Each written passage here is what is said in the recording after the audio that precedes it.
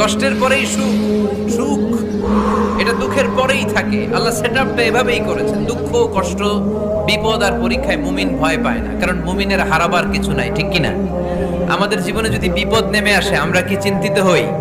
কথা বলেন। আমরা তখন সবর করি, কি করি? আর সবরের সওয়াব আছে না নাই? ফেসবুকের নর্তকী, টিকটকের নর্তকী, সিনেমা নাটকের নর্তকীর কাছে কিছু আছে কিনা খবর নাও না, ওরে জিজ্ঞাসা করো না।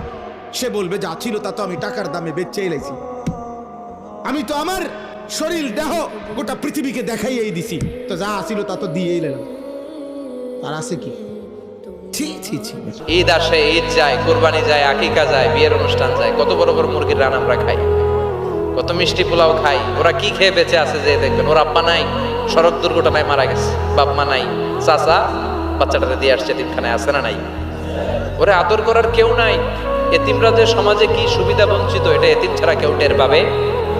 আপনি সুযোগ হলে যাবেন, কিছু টাকা দিয়ে আসবেন, মাথায় হাত বুলিয়ে দিবেন, আপনার ঘরটারে জান্নাতি ঘর বানায় দিবে কে?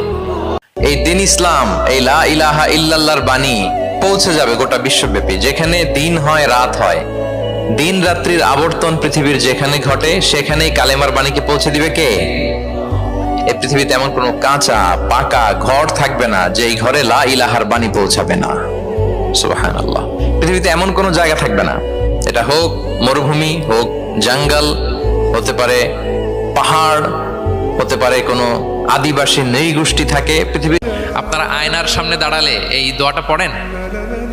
আয়নার সামনে দাঁড়িয়ে এই দোয়াটা পড়তে হয় যে আল্লাহুম্মা হাসসানতা খালকি ফাহাসসিন খুলুকি। আল্লাহ আমাকে দেখতে যেরকম সুন্দর বানিয়েছেন, আমার আচরণটাও আপনি সুন্দর করে দিন। আমি দেখতে যেমন সুন্দর, আমার আচরণটাও যেন তেমন সুন্দর হয়। মানুষ যদি শ্রেষ্ঠ হয়, মানুষ ফেরেশতাকে ছাড়িয়ে যায়, আর মানুষ যদি নিকৃষ্ট হয় তাহলে সে পশুত্বকেও হার মানায়। বিয়ের চাইতে ভালো কাজ পৃথিবীতে হতে পারে না। বিয়ে করলেই রিজিক খুলে যায়, কপাল খুলে যায়। ওয়াদাটা কার? চিল্লায় বলেন কার? কাজী নজরুল ইসলাম অল্প বয়সে বিয়ে করেছেন। আমাদের স্বাধীনতার স্থপতি, এদেশের মহান নেতা বঙ্গবন্ধু শেখ মুজিবুর রহমান অল্প বয়সে বিয়ে করেছেন। মহাত্মা গান্ধী অল্প বয়সে, সব বড় বড় নেতারা অল্প বয়সে বিয়ে করেছেন। কিন্তু তারা যে সফল হয়েছে, কোনো সমস্যা হয়েছে? কথা কয় না। আমাদের স্বাধীনতার স্থপতি বঙ্গবন্ধু শেখ মুজিবুর রহমান, উনি সফল না ব্যর্থ?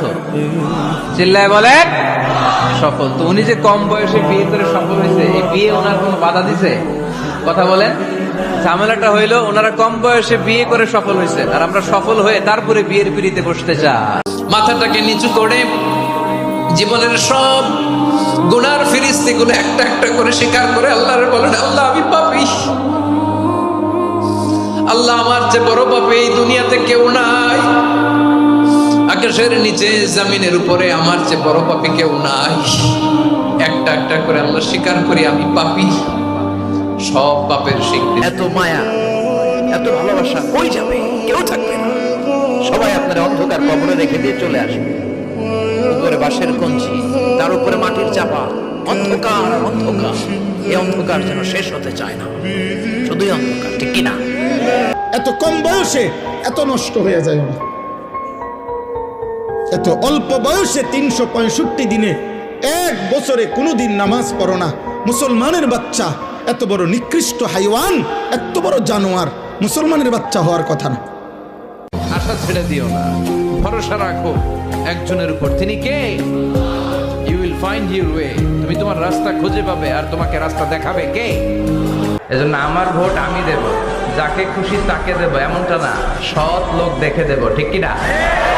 ভালো লোক দেখে। আমরা বিএনপি বুঝি না, আওয়ামী লীগ বুঝি না, জাতীয় পার্টি বুঝি না, জামাত ইসলাম বুঝি না, ঐক্যফ্রন্ট বুঝি না, কিচ্ছু বুঝি না।